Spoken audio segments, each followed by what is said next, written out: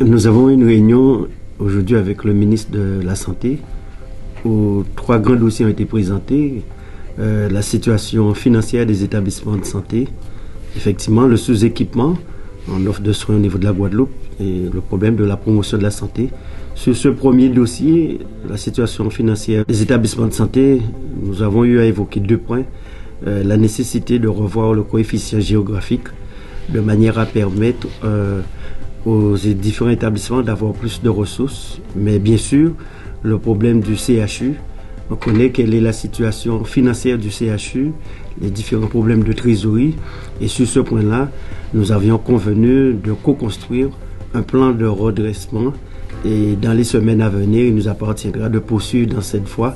avec bien sûr la direction générale du CHU.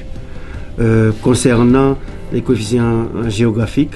au niveau national, il y a des mesures qui seront prises et en étroite concertation avec la Guadeloupe. Nous avons également abordé avec le ministre la question des soignants suspendus. Et là, il nous a expliqué qu'il en attend de décisions, mais sinon, des entretiens, des correspondances avec le ministère de l'Outre-mer pour pouvoir trouver une solution compte tenu donc, des différents courriers, des demandes que tous les élus, aussi bien parlementaires que les responsables des collectivités, nous avons eu à signaler concernant la situation des soignants suspendus. Ce que j'ai bien apprécié et écouté, c'est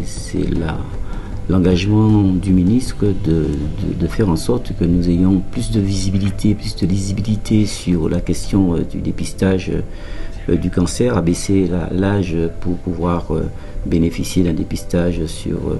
le cancer de la prostate, mais bien évidemment aussi la question de l'activité physique et sportive chez nos populations, puisqu'on voit une prévalence des maladies liées à la sédentarité et qu'il faut trouver des solutions compte tenu du taux de prévalence dans nos territoires. Vous savez que nous, en Guadeloupe, nous sommes impactés à hauteur de 11% de notre population qui est touchée par l'hypertension, le diabète et l'obésité, quand en France métropolitaine, la prévalence est de 4%. Donc vous voyez que nous sommes face à un désastre chronique, un désastre annoncé si rien n'est fait. Donc il m'est revenu d'attirer son attention sur l'importance de cette prévention à mettre en place rapidement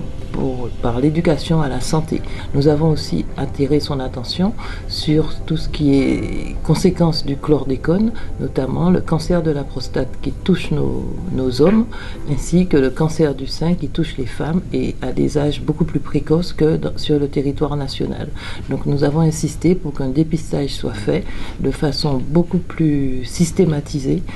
une sensibilisation de tous les médecins traitants pour que dès 45 ans, nous procédions au dépistage de ce cancer de la prostate et de ce cancer du sein. Ce qu'il faut retenir, c'est que cet entretien s'est déroulé dans un bon état d'esprit et surtout donc, des engagements